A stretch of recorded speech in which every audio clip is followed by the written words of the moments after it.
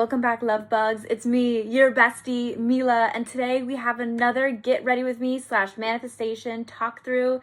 I hope we're doing fabulous. We need to start manifesting our Muse era. Specifically, we need to start embodying what it means to be us as a muse. And I know what you're thinking, Mila, you sound bonkers. And I'm like, no girl, it makes complete sense, I swear. And I will tell you as I do my skincare tonight and glue on my nail of why manifesting yourself as a muse archetype, understanding how you are the muse, is going to get you to the life that you deeply want. A life filled with love, abundance, creation, and things being done, because the hard part is that we are doing a thing right now, and it's not a thing that we want to keep doing, and it's a thing where we're basically just doing it, trying to be something when we're really we need to try and be someone. We are perusing our way around the cinder block, which is my way of saying earth and reality and what is concrete and material in our world. We are always wrapping around it, and we need to find a way to break free from it so we can go and explore other materials of being, of life. And I'm saying this as I'm gluing on my press-on Love Glametics.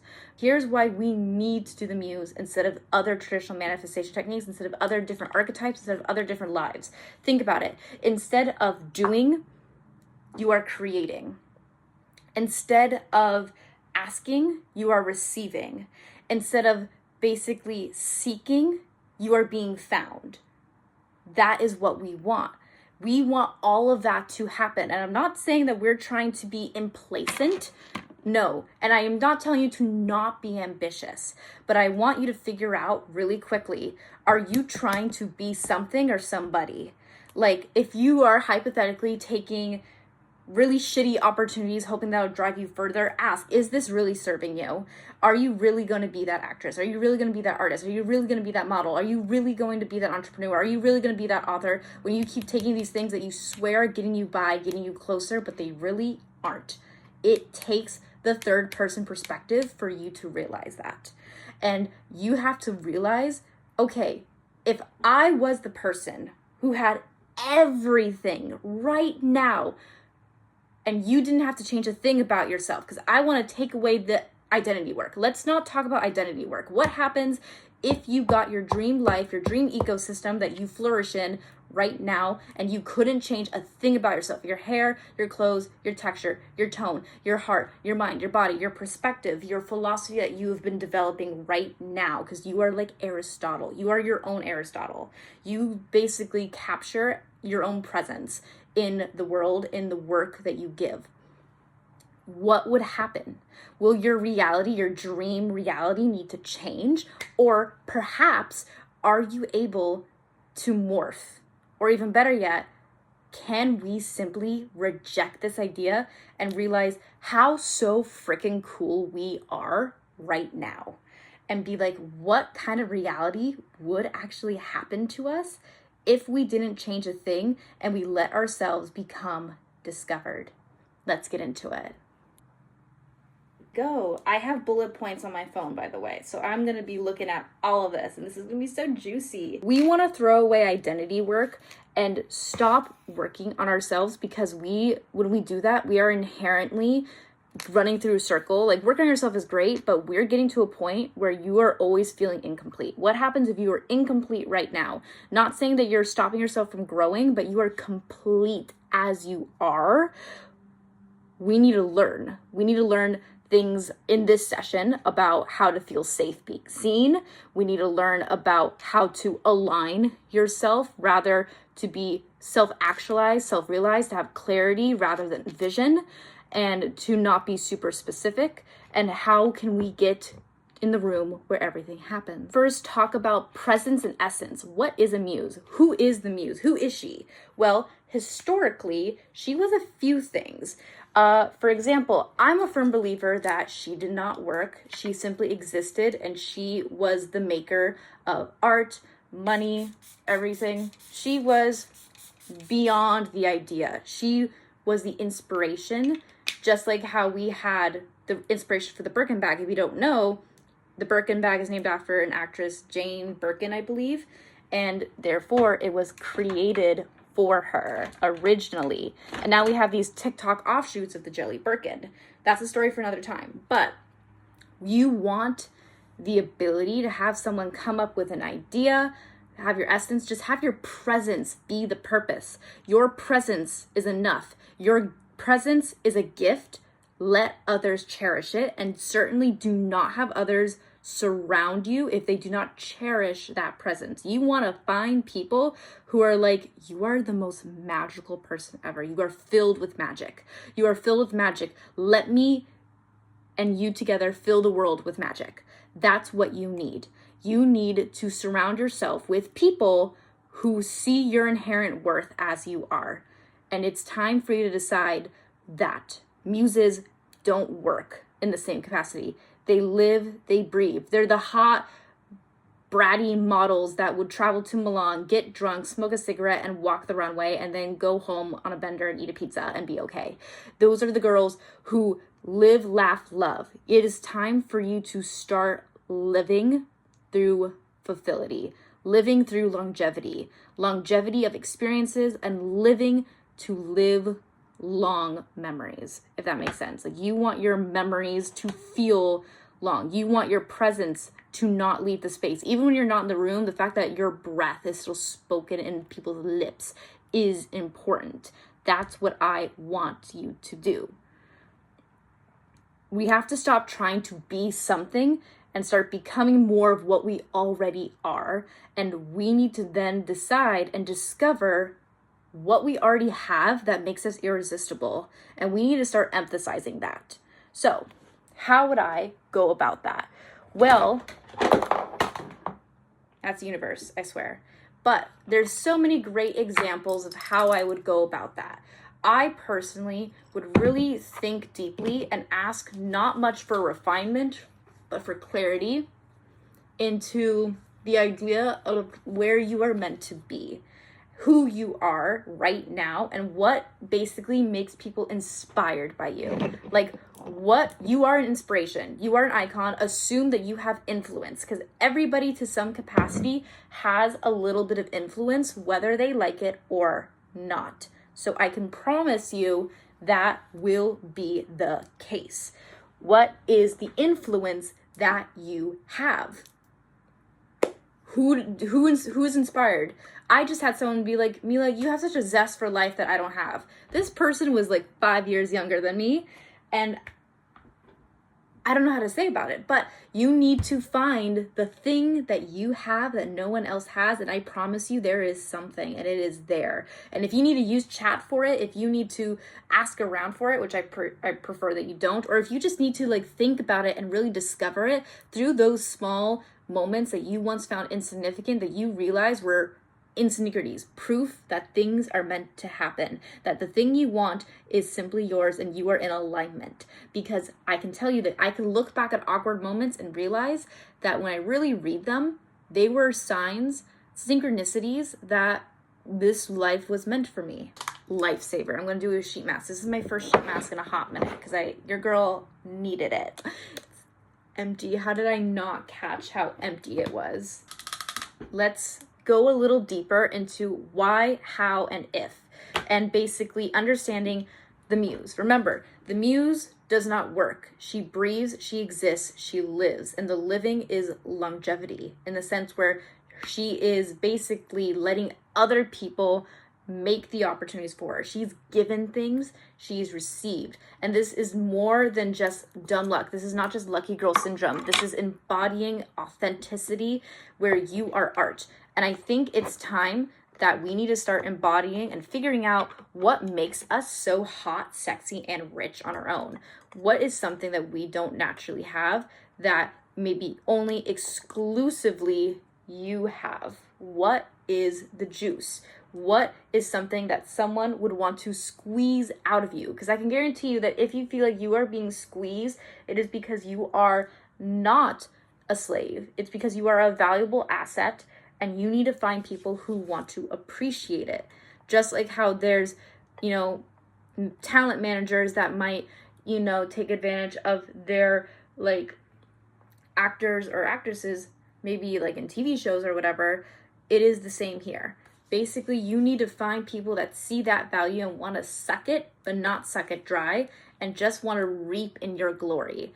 And I believe the best thing to do, the one thing that muses have that creates them so magnetic, that makes them so magnetic, is that they have taste. And the best way to develop taste is to stop watching tasteful TikToks.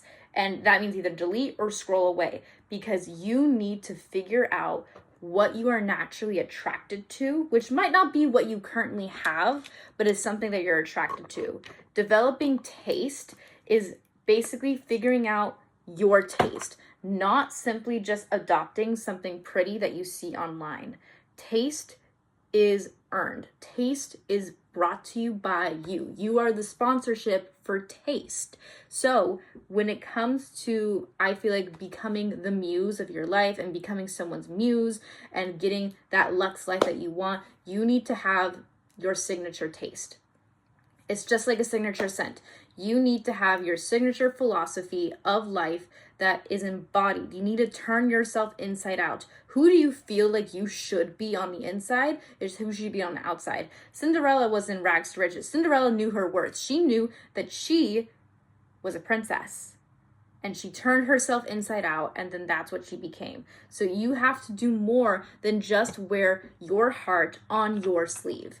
You have to live authentically and aesthetically. Your living situation must be in alignment. If that means you have to take a risk or you have to change your living situation, not saying like move or become homeless. Don't take everything I say with a grain of salt. But I'm simply saying that if you notice your situation is blocking you from getting into that muse era, time to change your situation.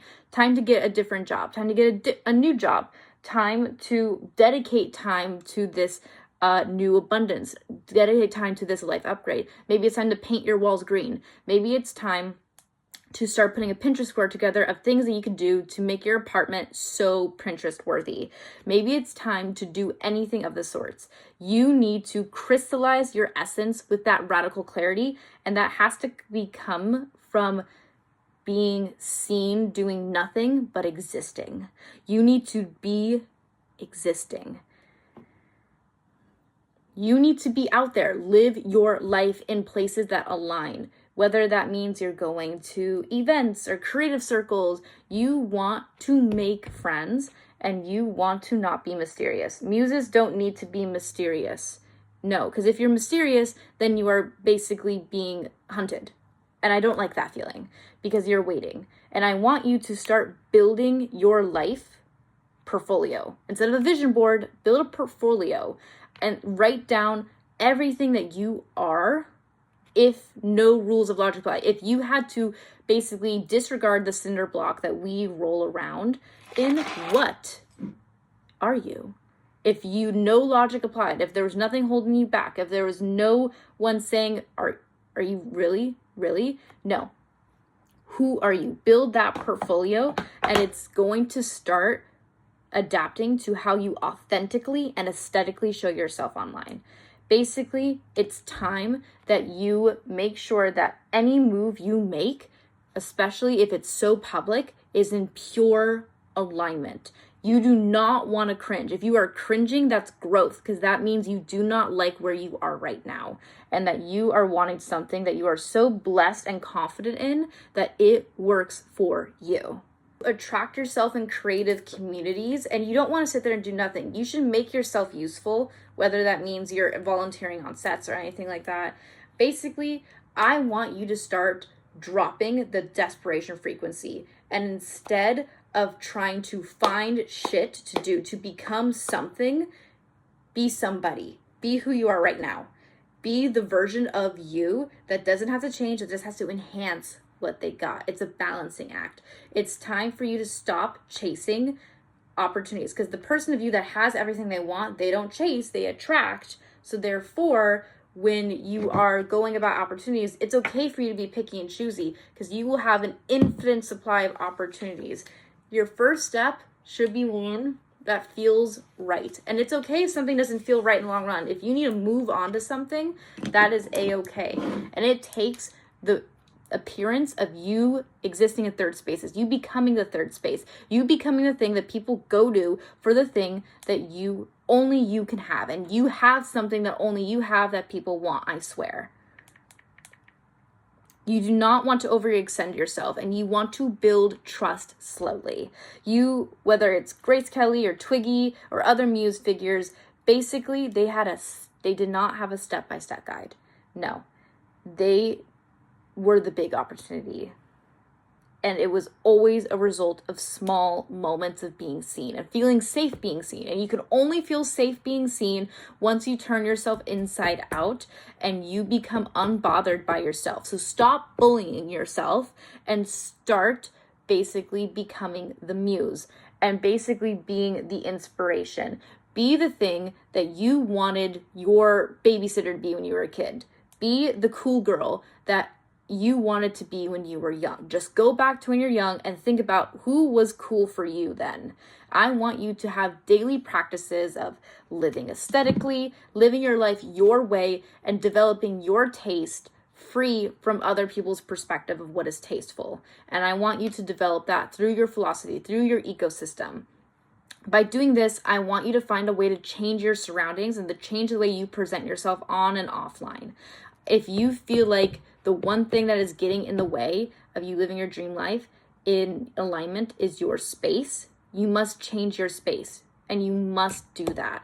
And you must also change your environment. You have to change the thing that is stopping you. If you feel like, oh, I'm not making hot, sexy content because I feel like, I have this water sitting in the ceiling. Well, guess what? Add value. I want you to invest in your presence without hurtling yourself. Don't challenge yourself. Don't speed run it. Because if you speed run it, that is chasing. Rather, I want you to just be in full certainty that you are attractive in the sense where you are the muse. You are the inspiration. You are the goddess. You are the guidance.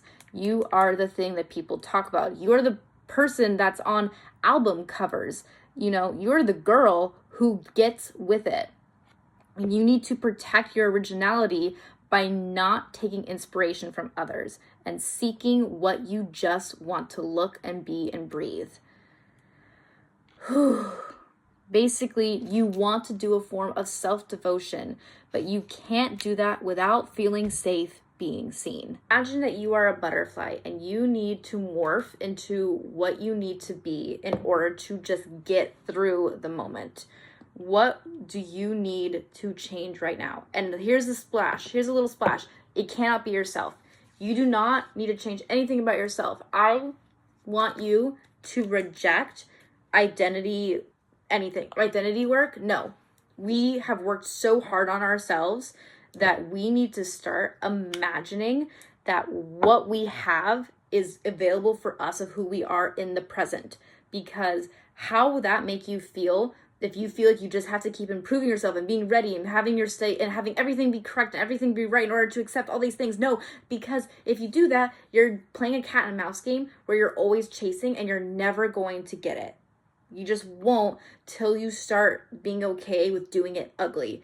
And suddenly you will grow and it is beautiful and gorgeous and thoughtful and just not demanding at all. And I like to take my negative traits and be like, you know what? I embrace them. Yeah, I'm a little high maintenance. I'm high maintenance and I am goofy. Let's dive a little deeper into the portfolio analogy. Instead of just a vision board using other people's images, I want you to basically, what's the word I'd like to use? I really, really want you to really, really think about your juice. What makes you so valuable? What makes you so valuable? And it can be as simple or as little. We all have something that makes us really, really popular. Even if you don't think you're a popular girly pop, I swear to you, we all have something that makes us feel popular. No, seriously, we all have something that makes us feel popular. And that is the thing that we need to accentuate. Like for me, I'm sweet and I'm bubbly and I am high maintenance. I'm sweet, bubbly, and high maintenance. while also being a bit of a slob. That's where I'm at. That's basically kind of the journey.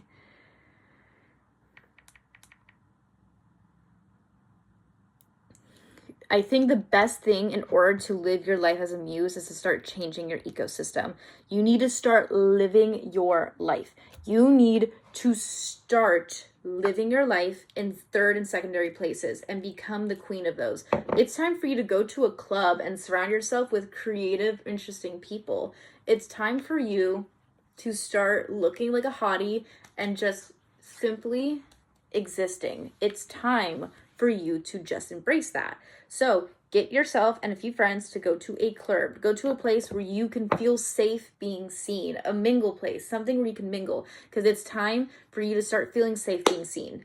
And another way to make yourself feeling safe being seen is, number one, to turn yourself inside out. You need to be able to know exactly, indefinitely, indubitably who the hell you are.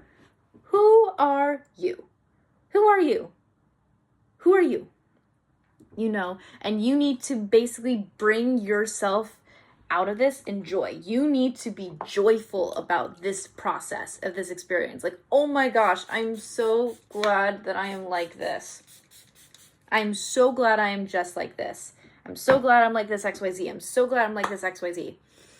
You basically want to become iconic. You want to become the muse. You just need to be the muse. There are so many things, and it requires authentic living and making sure that you are showing up intentionally.